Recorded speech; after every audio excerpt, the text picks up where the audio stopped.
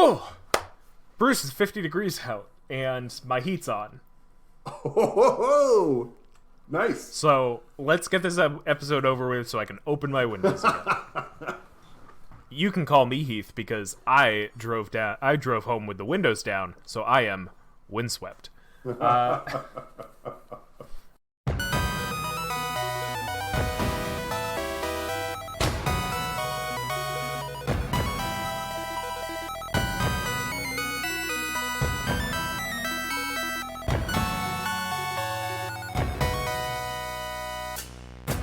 Hello, and welcome to Temple of the False Pod, where our decks are not optimized, but our plays sure as heck are fun. I'm Andy. I am Bruce. I'm Heath. Welcome back. I am Scrubland. I'm Badland. No, I'm Scrubland. In French, I have. I'll just throw this out there. I have a French. Please explain your joke. I have a French dual land, and it turns out a French dual land is spelled B-R-O-U-S-S-E, which is pretty close to Bruce. So it turns out in French, if you want to describe a scrub, you just say Bruce. So therefore, I am a Scrubland. In much in the same way you are a windswept Heath. Yeah. If you translate windswept Heath into Pig Latin, you get Andy. All right, we managed to completely derail the start. Well, you know that we're that's just how it's gonna be. Because, our openings are not optimized, but they sure are fun. I have hand soap all over my hands. It's as if I didn't rinse it off. It's as though you used hand soap. Yeah, this isn't a gag. I just literally have. I don't understand. This season we've been talking about 60-card casual, how to build decks, how cool it is, how much cooler it is than Commander, and we spotlighted your amazing Cat Rat deck. Yes. We spotlighted a new deck that is a work in progress, I'd say, of mine. Looking good. I guess we took a slight break for some cool green sorceries. But overall, we've been talking about the general idea of deck building within the 60-card casual kitchen table type meta. Right. So we kind of wanted to look toward. We've talked about where we get our ideas, but let's talk about what. I don't even know how to describe this topic today, Bruce. You tell me. Easy. So, our friend Kyle. Hey, Kyle. Our friend Kyle. Hi, Kyle. Had a question for us on Twitter recently, and he has a friend who played Magic a long time ago, who discovered that Kyle was playing Magic and wants to play with him. Unfortunately, the only deck that the friend has is a 60-card deck that's a samurai theme deck. So he knows that we play 60 card, and he was like, how do I build a deck? Or what kind of a deck should I build? And that got me thinking, it got Andy thinking, and we thought, that seems like a real good topic. So what we're looking at is how to build a 60 card deck. And you're going to find that most of the options, when we were thinking about this, we were definitely thinking about it with the Commander player in mind. The idea was that most of us no Commander decks. So it's how do you take the knowledge that you have from your Commander deck and apply it so that you can build the 60 card deck. So, in previous episodes, I'm not going to go into the basics. We're not going to go into, porting a 40 lands to 24 or anything like that. We're talking about just the ideas behind the deck building. Less, this show is not going to be about how many lands are in the deck. It's going to be about how to get there in the first place. We're going to talk about the different styles of 60-card decks that we think are fun and exciting, and we'll give you some suggestions for roads you might not want to go down, and we'll just sort of take it from there. So thanks, Kyle. Yeah, thanks, Kyle. This is much more a balance between practical deck building and theoretical deck building. I don't. Yeah, I guess that's the best way to describe It's it. like theory meets practice, Right. It's like, or how do you come up with the idea right for your deck, but as still, opposed to the practical yeah. requirements for a 60 card deck? So Bruce came up with a cool list that he sent to me while I was on my lunch break today, and I read over it, and I was like, "This is a great idea." So, writing credit goes to Bruce. Bruce, you're gonna, it's gonna pay out dividends on the royalties of this episode. All right. Yeah. I'm taking 100% on this one.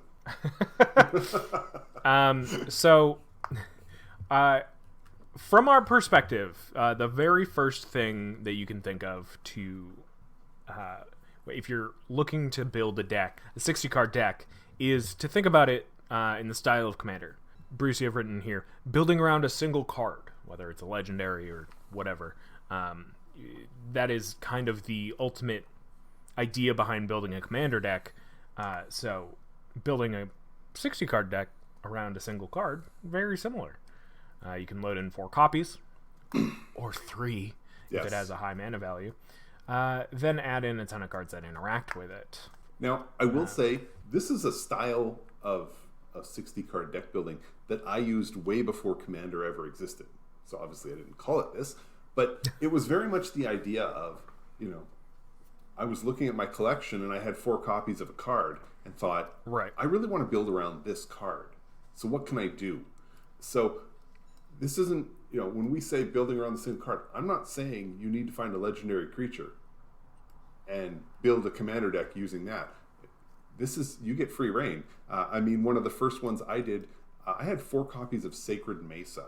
Now, for those that don't know, this is a 3 mana white enchantment that reads that where you can spend 1 and a white, and you create a 1/1 flying Pegasus token, or a 1/1 Pegasus token with flying. Yeah. The problem is that on your upkeep, you have to sacrifice a Pegasus token, and if you can't, you have to sacrifice the enchantment itself. There's all kinds of restrictions with this. Whatever. In the end, I thought this would be a cool card to build around, and I had 3 of them, so I thought I will build a deck around this. So I looked at, this was a long time ago, so I picked, I threw in Crusade because I wanted my white Pegasi tokens to be a little bigger, and I picked, just a handful of ways to sort of protect the enchantment. I put in some cards that gave me more mana so that I could activate the card more effectively. And then at another point, I added black to it because if I was sacrificing a creature on each of my upkeeps, just adding black allowed me to then turn around and gain a life or lose, and have everybody else lose a life, and all kinds of other little shenanigans. But that's sort of where it started. And for me, initially, it was a case of I oftentimes didn't have 4 copies of a card, so I would build it around this one card that I did have a lot of copies of, and then build it what turned into Commander style, because it was mostly multiple copies of that one card and then singles or sometimes 2 copies of another card. I think it's definitely like the most, I haven't done any studies on this, but I think it's probably the most common way people start building decks. They're like, I want to use this card, so they put a deck into it, or put it into a deck. Like they build the deck based around wanting to play whatever card. Sacred Mesa, sure. Yeah. You know what, Bruce? Have at it. A lot of times these decks are essentially a cultivated kitchen sink deck.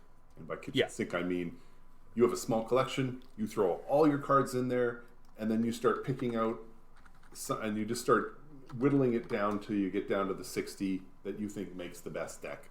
So, these are not, I'm going to say these are not overpowered decks, but that's basically true of just about every type of deck we're going to talk about. The whole point is that they aren't overpowered. That's something you're going to see as a theme all the way through this. 60 card decks are easy to make overpowered. So you really want to be conscious that you're not building something that's going to be miserable for your opponents to play against. Yeah, and I think this kind of speaks to how we build decks and how we play, but you're not looking to win. Like, sure, like, you'll play and you'll win and you'll like it and you'll want to win, like, in the moment, but, like, building these decks, especially any of the ones we're going to talk about today, they're not optimized. Whether they're fun or not is also a completely different question, but it's to get you at the table. It's to get you playing the game that you love. Right. Somebody else wants to play with you, and you want to build a deck so that you can, without making them feel bad, without making you feel bad, whatever. It's literally to have a usable pile of cards, right. And this kind of gives it focus and makes you look at, like, okay, I have this, what can I put in this to make it work, to make it do deck? And it kind of always comes back to, if it's good enough to sit down at the table, to draw, I don't know, a handful of cards, and some of them be lands and some of them be spells that you can play, then it's a deck. So, like, this is kind of giving that life to this exercise. Right. That's what I always try to keep in mind when I'm like, all right, I've got 24 lands. What do I fill out the rest with? It's these thoughts of, I just want to be able to sit down, draw 7, play a land, pass the turn, right, and then hopefully play a card, like play a spell next time, and so on and so forth. Sure.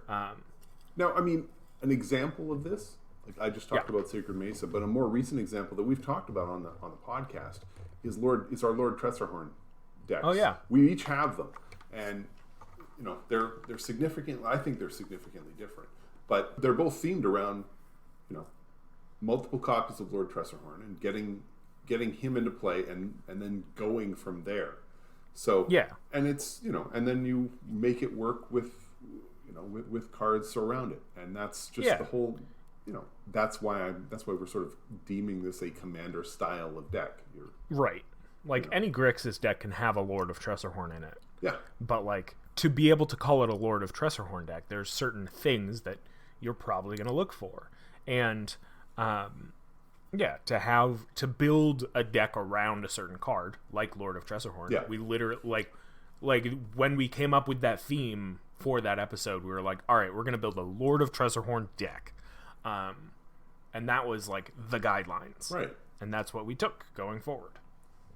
Yeah. It just... And now I have one. There we go. And I've updated mine, or at least tried to. So, Andy, you want to do the second one? Sure. If I can find it again. There we go. So the next one, or our next kind of nebulous topic is building a deck around Commander Legends. So this is kind of what I did with the deck that I've been building over the course of the past 8 episodes. If you're lucky enough to draft Commander Legends, you'll be building a 60-card Commander deck. Like, that's just how that format works. So if you have a 60-card Commander deck from Commander Legends, wow, you already have a 60-card deck. Now you can take that beyond just that experience and look at it and go, all right, it's built around this one card. You can literally flip over the commander, shuffle it up, and now you can use it in whatever 60-card format you want. I mean, casual format. Like, right. Whatever table. So, like, you can go from that to beyond that, whether it's like, oh, like, I want to swap in, you know, a couple more copies of, for instance, Nadir. Or whatever card works well with any multiplayer format. Right. And another which option, is why I love Commander Legends. Right. And another option is at the end of that Commander Legends draft, you've got all these cards. Now, by the end, you've probably already worked out who your commander's going to be, and there were probably going to be a number of cards you're going to flick to the side because before you knew who your commander was, you reached into some colors, and now there's no way to even use those cards. Well, you could just take those cards and replace them with cards you could use, and it's going to up the power level on your deck a little bit because you're going to have more options. But it creates the 60 card deck under a limitation of this tiny group of cards, and I love the idea. I love that idea, because the danger of a two card infinite combo is virtually gone. I mean, the odds of you managed to pulling that off are slim to none.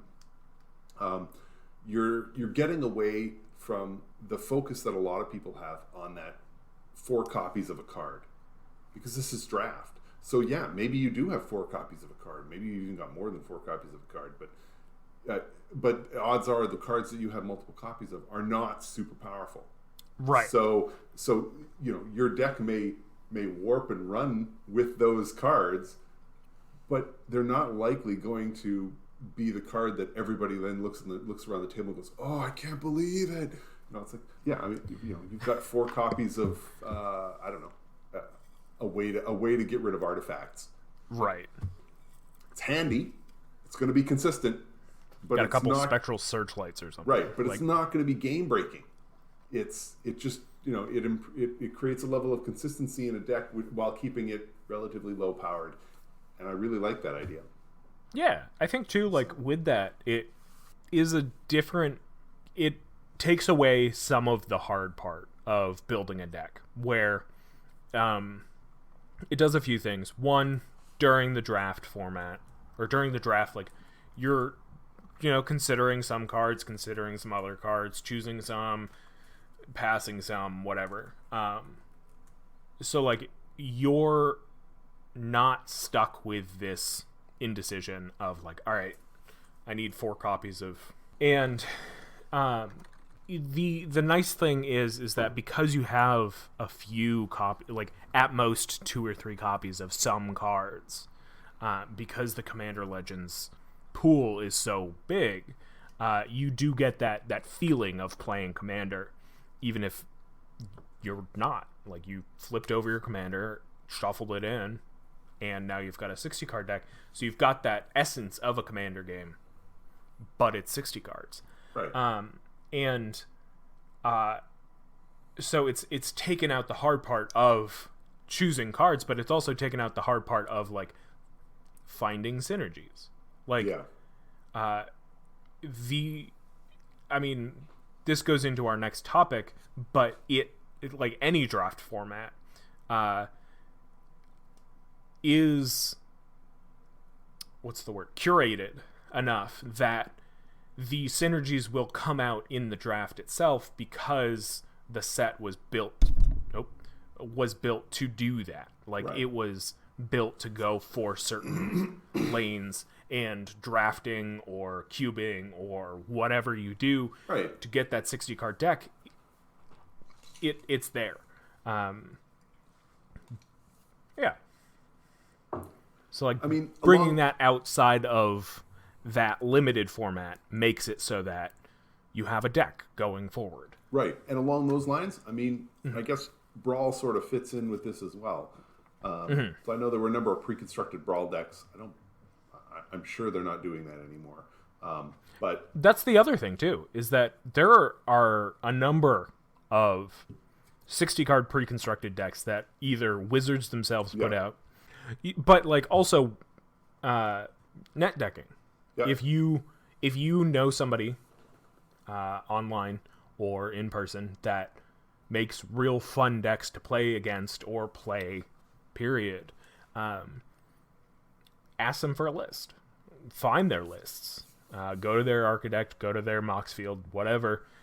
Find their lists, buy them, switch them out with some cards if you want, or whatever. There's no shame in that. They would love it. No, I mean, I mentioned Brawl mostly because the issue that people had with Brawl was that they were creating cards that were going to go in Commander decks that were way too powerful for Commander decks, because the Commander deck didn't have the limitation on the cards that the Brawl decks did. Yeah.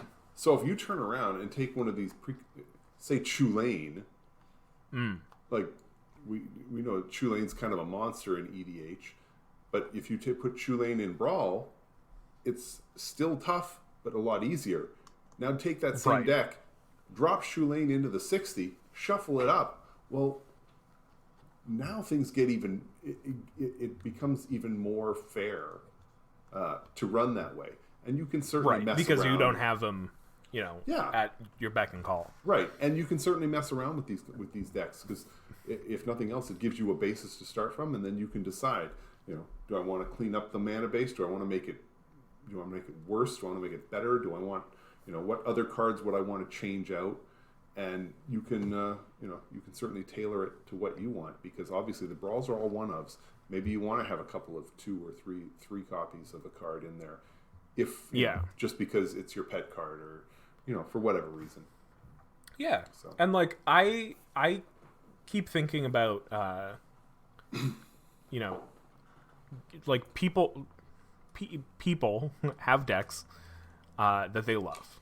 People have deck lists that like if you go to any casual Magic whatever and you don't have any decks, feel free to ask somebody. They will gladly lend you one.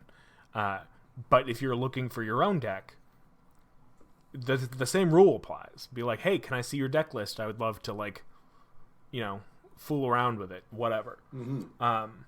And like we were just talking about, pre-constructed decks are a solid thing. Like we've seen pre-con decks, especially in the EDH realm, like become more and more optimized. Right. Sometimes overpowered, whatever. Different topic for a different day. Yeah. But there are ways that you can power it down. There are ways you can make it more optimized. Whatever. And the same kind of goes with 60 card decks. I mean, we've got the Pioneer decks coming out this year. We've got, all the Challenger decks from the previous years. But then you also have like starter decks, whether it's the free ones from any LGS or the like the Planeswalker decks, like that line of things, where it's like each set they put out a different, like 2 or 3 different 60 card decks that are meant for bringing in new players. But there's still like there's going to be certain things about those decks that hook players. So like buying them to then swap out a few cards to make your own, right, is literally what they're made for.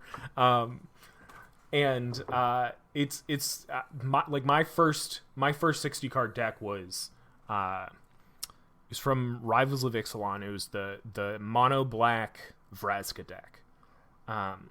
And now Vraska is a 6 mana mono black planeswalker that does some cool things if she's left alone. Overall, not very powerful.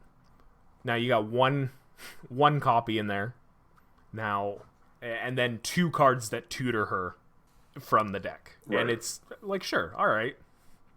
It's rather than having 3 copies of her, you get 1 and 2 tutors that tutor for specifically that card. Now you can obviously look at that deck and be like, oh, I'll take those tutors out, I'll put 2 more in or whatever, keep the tutors in and have 3 total, like put in more copies and different things to change up the precon. Right. But they're like a great place to start. Yeah.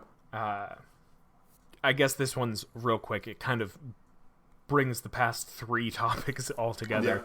Yeah.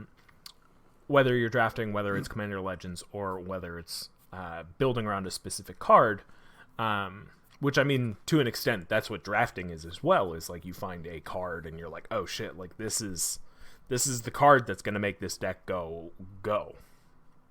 But if you're ever stuck, Shivmbot on Twitter does a daily Scryfall random, and I mean, you can use those as Yeah. inspirations, or you can go on Scryfall yourself, press the random button, and be like, maybe not this card, but this gives me an idea, etc. There are plenty of ways, if you're stuck, coming up with ideas. And we mentioned this a couple weeks ago. Well, you mentioned it because I'm too dumb to learn. Writing it down. Since that episode, I still have not written down a single idea that I've had for a deck. And honestly, it's probably for the best because I would be building it, and I have 2 new commander decks within the past couple months, and I need to slow down. But it's putting my collection to good use, so that's nice. Excellent. I feel like I've gotten a little off topic. So we're going to reel it in. I'm going to throw it to break, and when we come back, we'll be on topic. Sound good? Sounds good. All right. We'll be right back.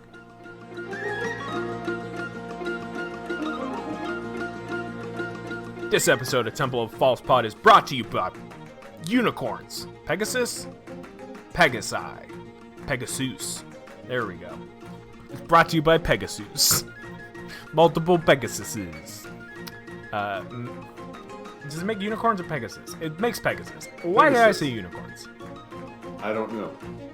Pegasi are vastly more useful than when you probably built that deck. All the way from the Mesa itself. Pegasus. Flying Pegasus. Pegases? A storm Flying. of Pegasus. A storm of Pegases. Yeah, a storm herd. Pegasus. Storm herd of Pegasi. Of course I heard of Pegasi. Ha Now back to you.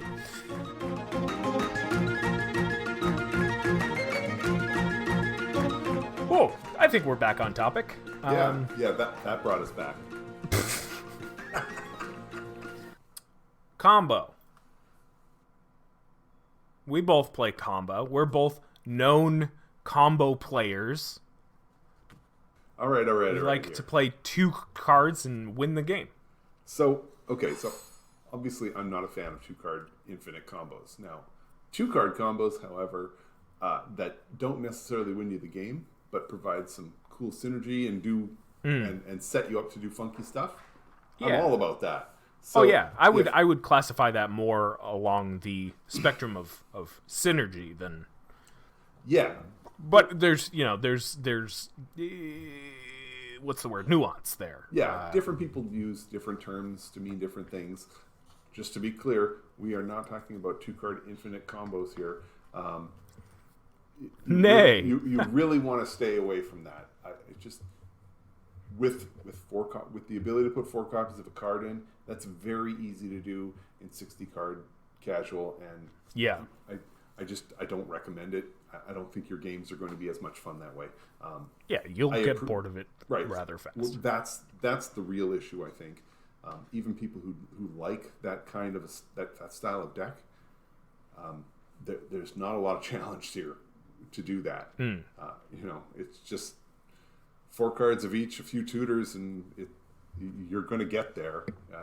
Then your opponents are just going to be forced to have to sit with counters and try and work that. No, what we're talking about here is essentially you're building the deck around this combo. So in other words, take that commander style deck you had, but instead of 1 card, now it's 2, and they have to work together to make that happen. So it doesn't happen in every game because I'm also not including ways to find these cards. I want consistency. I don't want perfection. So you put this, you build this combo and then run from there. I feel like the best way to explain this is I have a 60-card deck that's built around Pure and Toothy. So what ends up happening with the deck is I get either Pure or Toothy onto the battlefield. And then it says that I'm allowed to go and find the other one in my library. So I pick up my library and find the other one because I have 3 copies of Toothy and 4 copies of Pure in the deck. Mm-hmm. And then I play that other one, which then allows me to go find the other one. So I go and find that one and don't play that one because now I've got 1 copy of each. And I let Pier and Toothy do their thing. So Toothy gets bigger, Pier adds more counters, and then eventually Toothy dies. And when Toothy dies, you get to draw a whole bunch of cards. And that's sort of the way the deck runs. And obviously Toothy's getting very big, so at some point you just start slamming Toothy out there, almost hoping to see him die, because you want to draw the cards. But the way this deck works is then you play another Toothy, and then the commander rule kicks in, and the Toothy with all the tokens on it dies, and you get to draw that many cards. And because you're drawing that many cards with the other Toothy out, you get a +1/+1 counter up for every card you draw. So that's how that sort of runs. Now, that combo, in and of itself, isn't going to win games. It's just going to replace one card with another card. It doesn't win you the game, but it draws you a whole bunch of cards, and it allows you, the rest of your deck to really do fun and interesting things. And when you already got a creature that you know is going to get a bunch of +1/+1 counters on it, you've got a creature that adds a counter when that happens. You build your deck around that. And besides, it's blue and green. How hard is this going to be, right? I mean, we are talking about, this is casual play, blue and green. I mean, we're going to draw cards and play big creatures and do big stuff. Yeah. And, starting at 20 life, it doesn't take very much to end up making an impact. Not even necessarily winning the game, just making an impact. Right. But that's the sort of combo that I'm looking at. So a lot of times you'll be flipping through your cards and say, oh, isn't this great when this card works so well with this card? Yes. Now, sometimes it's, wow, how great, when I gain a life here, it lets me do something else here. And maybe that in and of itself is just not enough. But you can take that and evolve it and stretch it into something that's a lot more powerful, and you can build the rest of your deck around that idea. So this deck does this really cool thing, and it's not necessarily overpowering, but, if your opponents let it get out of control, you will win games. But that's sort of the idea that I'm thinking of with the idea of the combo deck. And I think to kind of... I think it kind of does really well because, I mean, with your Pier and Toothy deck, obviously Pier and Toothy come from the same set. If you're struggling with this concept, or if you're struggling with this idea of, trying to figure out, I want to build around a couple of cards, it's easy to look at specific sets, because sets, again, are built to work together. Or even certain standard environments. So, looking at, New Capenna and Kamigawa, Neon Dynasty. Mm-hmm. Looking at cards within those pools will bring you to certain synergies and combos that are either overpowered or kind of just cool. There are a lot of artifact matters things within Neon Dynasty, and even looking backward beyond that, you've got AFR, which creates a lot of treasures. That is the thing that set does. Or even further back, it's kind of why currently in the competitive environment, something that wasn't seen before, the rune cycle in Kaldheim, is starting to really see play in competitive formats because of the enchantment matters type stuff from Neon Dynasty. Right. And so, looking at certain standard environments will help you find those certain synergies, find those certain combos that, whether it's competitive or not, might be just cool little things. For instance, in my Nadir deck, I've got the Oni Cult Anvil and any sort of treasure maker. So they kind of bounce off each other. You get more and more value. And that kind of brings us into our last piece of themes. Whether it's, I want to build a Kamigawa deck, or I want to build a samurai deck, or, more simple, I want to build a dragon deck. Yeah. having that idea of like the general theme of a deck, whether it's creature based or sure, it could be just whatever your theme. I mean, if you want to build a persist deck, so that, overwhelming number of cards have persist on them. Yeah. So you've got themes like creatures, you've got themes like planes, you've got mechanic based themes. You've got more. I mean, you have a few here written down that are just more intriguing or maybe a little harder to build around, but come with this fun story of like, oh, like I built it because this. Right. But the part of the reason I wanted to mention the theme deck, because I mean, Commander players have been building theme decks since Commander existed. This allows you to build a lot of the theme decks that just don't have enough cards otherwise. So if you've got you can build around a theme without feeling like you need to use changelings. If you've got like a much smaller a much smaller creature type that you want to build around. Right. If you have I said persist. You can, with only 60 cards, you're only looking at 36 cards, and finding 36 cards that have persist or give persist or do something that really works well with the persist mechanic is not hard, especially when you can put multiple copies of a card in your deck. So your theme really it's like it can be a blinding light. It is just so apparent to anybody who plays with your deck or against it that this is the theme. There's no doubting it. I think that kind of too like just made me think of all of those decks that I didn't ever write down because I've just been like, oh, like there's not enough support for that. Yeah, I can probably make it into a 60 card deck easy. I mean, or if you have an idea and you're like, oh, I wish this thing had this color, you're not bound by color identity in 60 card. Right. So like these themes that seem very niche aren't necessarily as niche because you can have this the redundancy of your cards. Like you can have 2, 3, 4 copies of every card, which means that your theme isn't as unlikely as it would be in 100 card singleton format. Right. So go wild. Yes, and this is not an opportunity to build a tuned up goblin deck. You don't want, what would be the point in that? Picking out the absolute best goblins and putting them in your 60 card deck and saying, look, now I don't have to play with all the other yucky goblins that I have to play with in a commander deck. It's like, what are you, insane? No, this is when you go, this is your opportunity to play your turtle deck.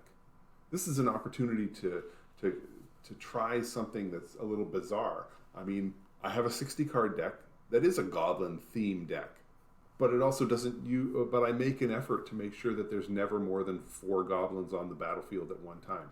Right. Because that's how that deck works. It isn't there to churn out a massive number of goblins and then sack them all or swing with all of them. It's much more of a recursive engine that happens to use goblins.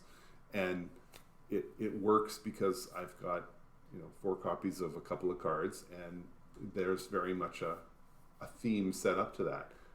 It's with a 60 card deck, you can really, really push the restriction aspect of restriction breeds creativity, because, like I said, you're looking at 36 cards. There's just not that many. And I think too, like it's an interesting conundrum because like, oh well, like even if your theme still doesn't have enough to fill out that 36 cards, you can then fill it out with certain things like ramp and destruction and removal. That's the word, not destruction. But also like the inverse happens where it's like, well, I didn't put in any removal or anything. And it's like, well, it's a casual game. Like you don't necessarily need it. You're playing a 4-player game. Other people might have it. Don't solely rely on that. But if it's in if it's in service to the theme, then I mean, you'll quickly realize if you don't have enough removal. If you don't have enough removal, it's not necessarily the end of the world. And I don't want to like, I don't want to go encouraging all of our listeners like, oh, take out all your removal. Yeah. But like, definitely think more about like, oh, like this, putting in this murder, for instance, will greatly negatively affect the theme. Like, it'll take away like, oh, well, like this piece that really kind of would have been perfect, but I need to put in removal. Like, right. Like lean on the theme. Definitely.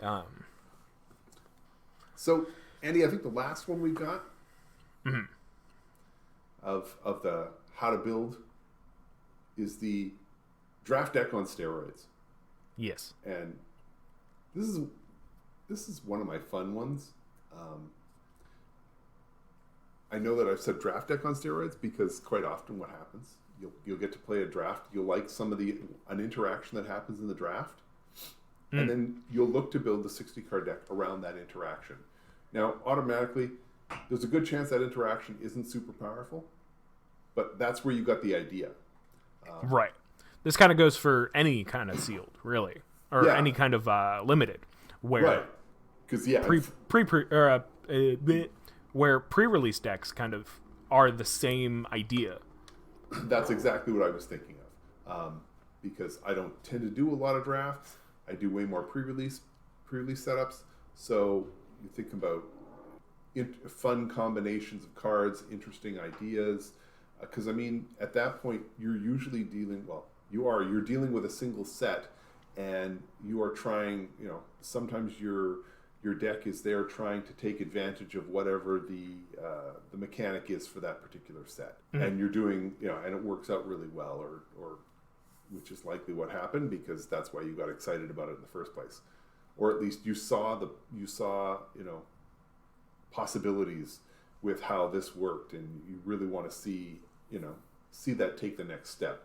So you take your 40 card deck and pull out some of the chaff and bump it up to 60 cards by adding in more cards that'll make that the play that you think is exciting more likely to happen, and as well as just bumping up your land and mana base and all the rest. So yeah, and I think like it surprised me, honestly, how many times through this episode I've been like I've been thinking to myself like, oh, like these all flow together. All of these ideas branch off into each other, and then also are branches of each other. Like, it all stems from this idea of, if you see a card or an interaction, remember that. Right. Take that into mind when building the deck. And your deck may not resemble that card or interaction at all at the end, but it's a good starting place. It's a good thing to keep in mind in terms of like, oh, I had fun with those cards. I had fun with this interaction. Like it created a good story. It created a good experience for me, my opponents, whatever. And like, sure, I talked about competitive meta for a little bit, but like, I want you to keep in mind, like, you're playing multiplayer, and like, you want to have fun, you want your opponents to have fun, and like, you should be focusing on more of the experience rather than like, oh, like, I saw so-and-so win this championship with this deck, and it's like, well, think about the idea behind it rather than like, think about how, like I said earlier, with the synergy of treasures between Kamigawa Neon Dynasty and Adventures in the Forgotten Realm. Like, those are the ideas behind it rather than specific like decks. Which, again, net decking, not a problem.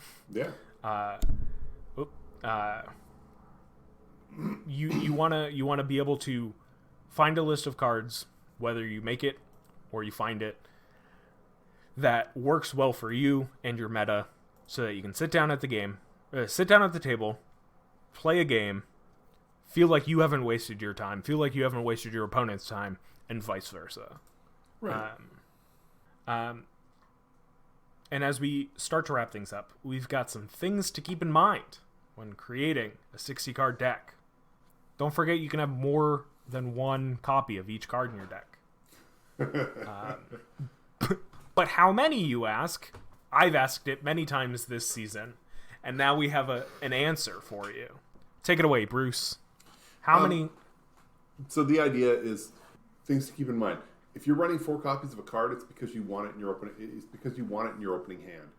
Mm-hmm. If you're running 3 copies of a card, it's because you want to see it during the course of the game, but probably not early on. So I'm thinking about cards that cost a lot of mana, or cards that you want to see late game, even if they're less expensive. If you're running copies of a card, if you're only running 2 copies or just 1 copy of a card, it's because it's in there for style, or it's in there because it's fun, or it's going to bring a shift to the way your game plays, or it's just an option that will come up later on. It's not an essential part of how the deck is going to roll. So keeping that in mind, you have to start saying to yourself, how consistent do you really want your deck to be? Because just keep in mind, Commander's really popular, and there's a reason for that.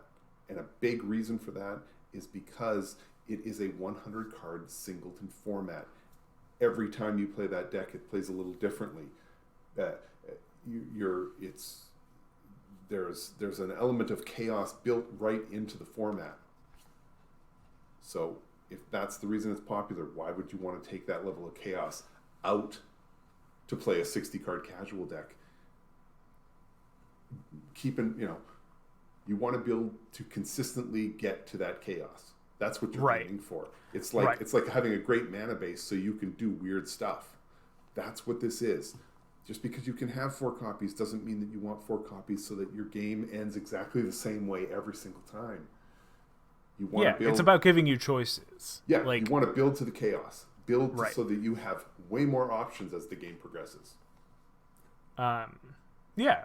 I think that it's this balance of, on one side you've got chaos and option, and I think they go hand in hand. I don't think that they're necessarily synonymous. Yeah. I mean, it's kind of the same with modal cards, where it's you put in modal cards because then it gives you an option. It gives you flexibility.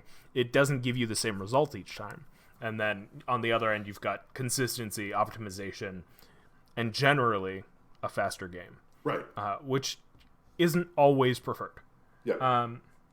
And then the kind of thing that comes in underneath it is lands. 24. In a 60-card deck, you'll want 24 just generally. I mean, not generally 20 to 28. It's consistently 24. And the times that you'll want to change it are rare. And you'll want to know specifically, I know I need 23 in this deck. Right. It's a much harder balance, just because the difference between 23 and 24 lands in a 60-card deck is a much higher percentage of change than, say, from 39 to 40 in a 100-card deck. Right. There's always there's bound to be more give when you've got a 100-card deck, because one card is only 1%. In a 60-card deck, one card is a 1.5%. I know that doesn't sound like a huge difference, but trust me, when you start pulling out 2 lands and going from 24 to 22, that's a huge difference as compared to going from 40 to 38. And I'm not saying you should go to 38 lands in Commander. I'm saying 40 is where you need to be. But I am saying that with 60 card, be at 24 and be really sure that reducing the number of lands is what your deck can handle. You really want to be careful with that. The last piece, remember, just because you're playing 60 card does not mean that this is a tournament. Do not build. Don't be looking to find some modern deck and build that and say, hey, I'm building this modern deck, but what I'm going to do is I'm going to change the rest of the card, a bunch of the other cards in the deck to make it weaker. We're not playing tournament here. This is you're playing multiplayer, so you're looking at multiple opponents, and you're trying to have fun. Something that's not changing between your Commander games and your 60 card games is that you want to have fun, and you want everybody else in the game to be having fun too. Pulling out a tournament deck is not going to lead to that fun unless you've got all 4 of you running the tournament deck. Quite honestly, I'm going to tell you, it's still not going to be as much fun as if you just build your own casual fun decks and play against each other. The tournament decks are tuned. They're going to take the randomness, the chaos out of the games. You just don't do it. Just don't do it. You will be happier for it. Yeah, and my 2 points to kind of wrap this up. Like, find a use for the cards in your collection that you always kind of file through, and you're like, oh yeah, this card, and like, I haven't found a deck to put this card in, and it's like, do it, yeah. Make a deck, because I mean, that's the only thing holding you back, is just not doing it. And I mean, like, as somebody with ADHD, that's nearly impossible. Sometimes it's just like, yeah, no, I haven't done it because I can't, and I get that, but also sometimes it's about the repetitive behavior of building a deck and building a deck and building a deck. It gets easier. It's practice. I mean, sure, practice also makes you better at it, but it also makes you better at even just doing it. Like, there's better in terms of skill, and then there's better at doing it. Like, yes, I don't know if I'm making any sense, but you are. I mean, I am to me. Right, I have built a 60-card assault suit deck, and then rebuilt it and rebuilt it and rebuilt it, because even before I got it into paper, even when it was just just writing it out, it just never seemed like it was going to work the way I wanted it to. So it was like, okay, set it aside, try again. Set it aside, try again. And this is where you're headed. So yeah. And to kind of wrap it all up, if you're a Commander only player out there, I got 2 things for you. One, just build a 60 card deck. Just have one on you in case somebody's like, oh, I'm tired of Commander, or like, oh, Commander's going to take too long, or I don't want to shuffle 100 cards. Whatever the reason, just have a 60 card deck on you. Just do it. It's fun. I swear. And 2, if you've listened this far into the episode, all of these things, and you're probably thinking it as you're listening, all of these things also apply, generally, I mean, except for the multiple copy things, to building a Commander deck. You know, if you see a card that you like, even if it's not a legendary creature, build a deck around it. Don't solely base it on that. Build it on the idea of that card, you know. There are 30,000 some odd cards in Magic the Gathering, especially in Commander Legal. There are cards out there that do the same thing. We all know this. Whether or not they're as good at it doesn't really matter. Build a Commander deck around the interactions that you want, and you'll have a deck, whether it's 60 or 100. It doesn't matter. I mean, this is the thing with this season, has been, we want to make sure that we want to make sure I can build a 60 card deck pretty well. And I think I'm starting to realize, 8 episodes into this season, it's not very hard. It's pretty simple. It's pretty straightforward. It's both easy and hard to screw up. Right. And the same kind of goes with Commander.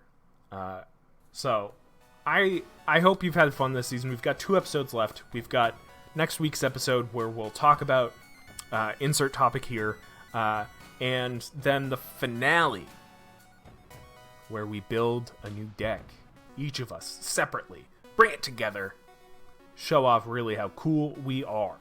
Boom. Enjoy the nice weather as it starts to warm up again. Stay safe, everyone. Thank you so much for listening to Temple of the False Pod, where our decks are not optimized, but our plays sure as heck are fun. I'm Andy. I am Bruce. Thank you again so much for listening. Have a great night, and may your fifth land be the temple. Bye! Oh, wow. Yeah, no, as soon as we stopped recording, I immediately realized that our next episode is the finale. I was saying that there was an episode between there. There is not. So our next episode, the finale, our theme deck episode, we decided the theme will be spring because it will be early May. So spring will be on its way out. No, I guess this will be like mid-April. But still. See, and this is what happens when one of the podcasters does the editing and the other one just lives in this amorphous world where what is the next one? Yay, let's do that. Yeah, you record and then you see when the next one comes out what it was. But if you have any interest in building along with us, feel free to shoot us a list based on spring. Oh yeah, Bruce, you have a nice little addendum to this. So for anybody who's going to join us in our quest for a spring-like deck, here are the rules that we are going to be following. 1, the deck is a 60-card deck. 2, the theme is spring. It's that wide open. But more importantly, 3, it's one-ofs. So we're going to take what a lot of people really focus on for a 60-card deck, and that's the idea that you can have 4 copies. We're going to remove that. So you're building a 60-card commander deck without the commander. Let's see what you got. Pretty straightforward, yeah. Yeah. I'm excited. I'm excited to see what each of us build. See you next week. Bye! Again. Wait. Before you go, I just wanted to say thank you for listening. You can reach out to us via email at falsepodmtg@gmail.com or on Twitter @falsepodmtg. Bruce is @manaburned, and I'm @AndyWeekend, though you'll definitely notice I use the podcast Twitter far more often. Now that we've got you here, make sure you subscribe, like, rate us on whatever podcast platform you use. It helps us out. It gets us more reach. Subscribe to us on our YouTube channel. Like a video there. Leave some comments for more casual enjoyment. Thank you so much for listening. We'll be back with some more timeless discussions about all things casual. So come hang out, and may your fifth land be the temple. Bye-bye. Should I do my best, Bruce? Bye!